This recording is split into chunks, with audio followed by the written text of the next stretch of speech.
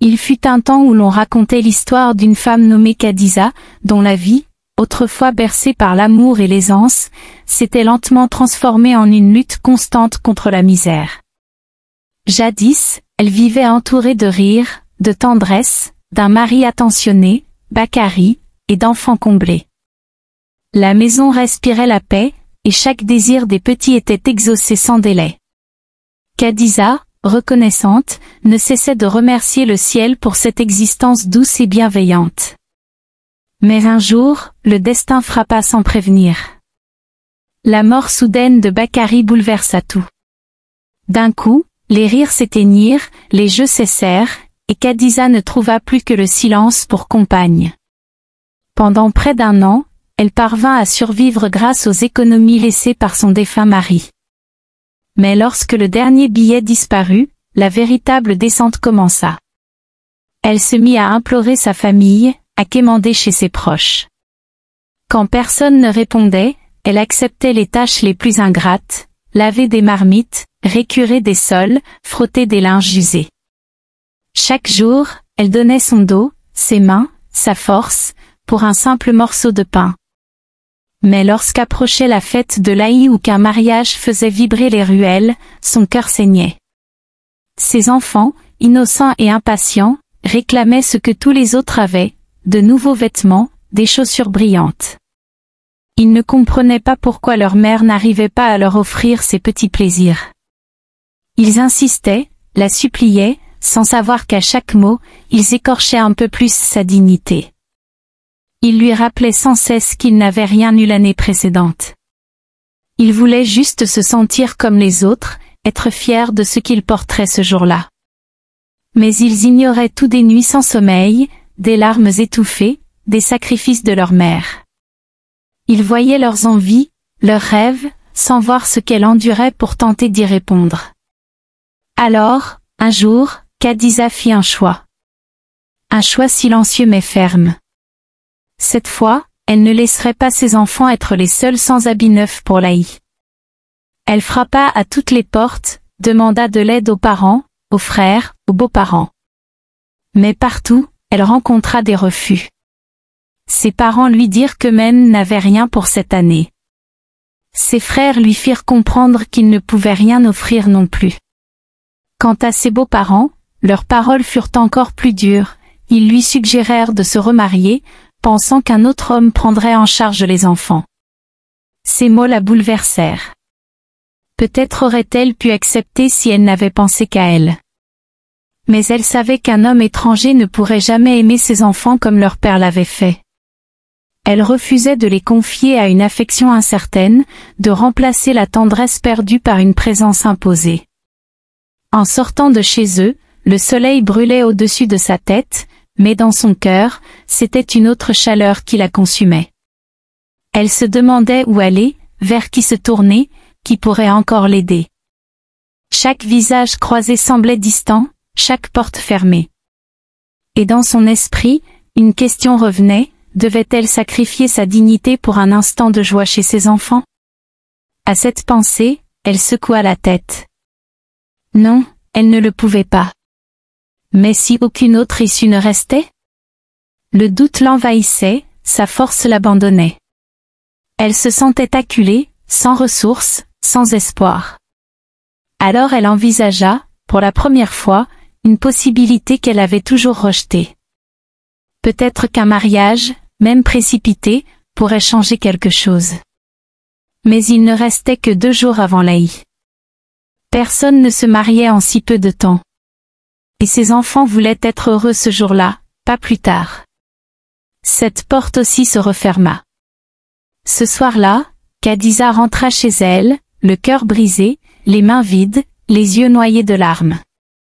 Elle s'assit, la tête posée sur ses genoux, et dans le silence de la nuit, elle ne cessait de se répéter une seule phrase, tout ce qu'elle avait toujours voulu, c'était voir le bonheur dans les yeux de ses enfants.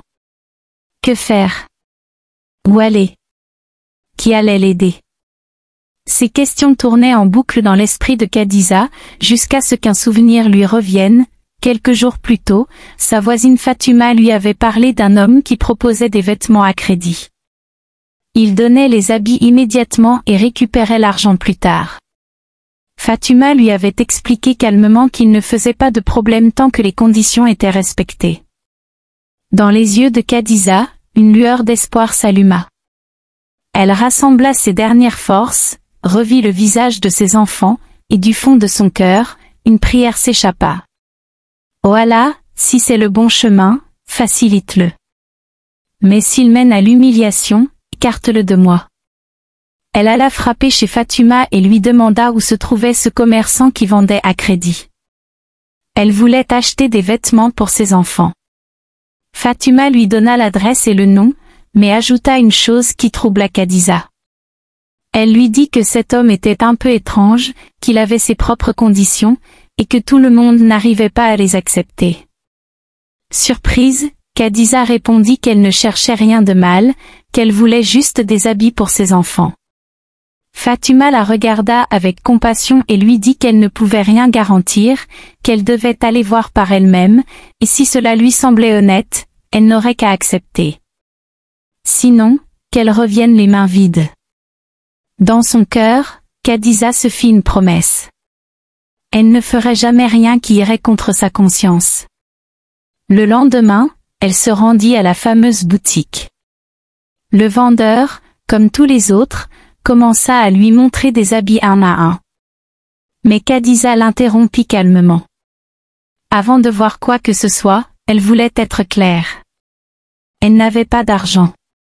Elle avait entendu dire qu'il vendait à crédit. L'homme lui répondit avec un sourire. Oui, il vendait à crédit. Mais les prix étaient un peu plus élevés et il ne donnait rien sans condition, car trop de gens prenaient les vêtements et ne payaient jamais. Khadija lui demanda alors de lui dire quelles étaient ses conditions. Elle était prête à signer s'il le fallait. Mais à cet instant, le ton du vendeur changea. Il se pencha légèrement vers elle et lui demanda si elle savait lire et écrire. Elle répondit que oui. Alors il lui tendit un cahier. Elle l'ouvrit et commença à lire.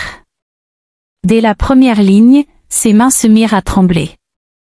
Il y était écrit que toute femme souhaitant obtenir des habits à crédit devait d'abord se tenir entièrement nue devant eux, sans voile, sans vêtements, et qu'une vidéo complète serait filmée, visage et corps bien visibles.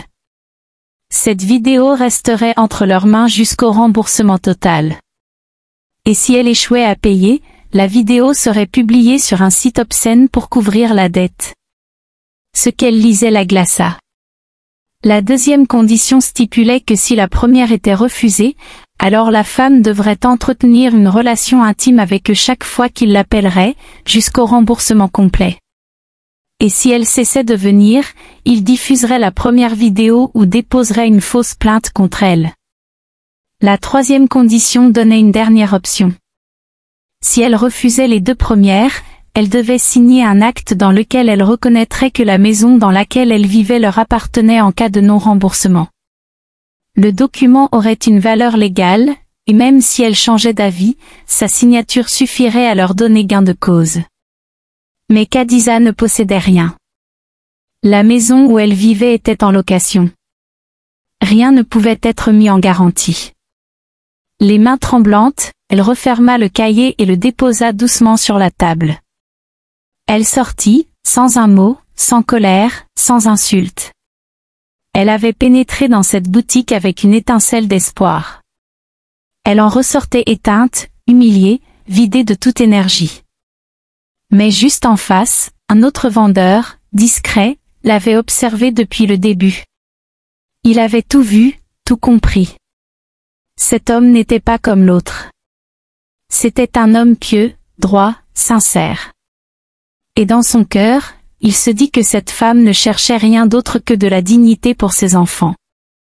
Il pensa que si personne ne l'aidait, elle risquait de tomber bien plus bas. Alors il l'appela doucement et lui proposa d'entrer dans sa boutique. Khadija, épuisée, lui répondit qu'elle n'avait pas d'argent, qu'elle était venue pour acheter à crédit. Il sourit et lui dit qu'elle pourrait payer plus tard, que ce qui comptait, c'était le sourire de ses enfants. En entendant ces mots, le cœur de Khadija se resserra. Elle revit aussitôt le visage du premier vendeur, les conditions indécentes, l'humiliation. Prise de panique, elle répondit rapidement qu'elle ne pouvait pas l'accepter, qu'elle était certes démunie, mais qu'elle ne pouvait pas céder à de telles choses. L'homme la regarda avec douceur et lui répondit calmement. Il n'avait aucune condition. Pas de vidéo. Pas de contact. Pas de signature. Quand Allah lui donnerait de l'argent, elle pourrait lui rendre. Il n'imposerait ni délai, ni pression. Mais Khadija ne pouvait plus croire à la bonté. Trop blessée, trop salie, elle n'avait plus la force d'ouvrir son cœur à la confiance. Sa voix à peine audible s'éleva. « Non frère, je ne veux rien, merci. » Le vendeur comprit tout. Elle ne demanderait plus d'aide. Il la laissa partir, mais son cœur était agité. Il resta là, debout, quelques instants.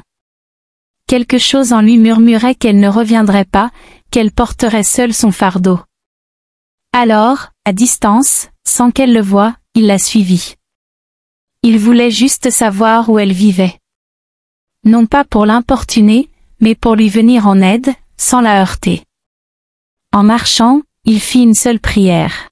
« Oh Allah, si mon intention est sincère, donne-moi la force de la soulager sans blesser sa dignité. Permets-moi de l'aider en silence. » Le soir venu, le vendeur revint. Il glissa une enveloppe sous la porte de Khadija. Dedans, une importante somme d'argent. Il ne laissa ni nom, ni mot, ni signature. C'était un acte pur, fait uniquement pour satisfaire Allah. Cette nuit-là, Khadija s'installa sur son tapis de prière. Son cœur en désordre, ses yeux noyés de larmes, elle se prosterna. Elle murmura sans voix. « Ô mon Dieu, toi seul sais ce que je vis. Je n'ai jamais demandé à personne, jamais supplié un être humain.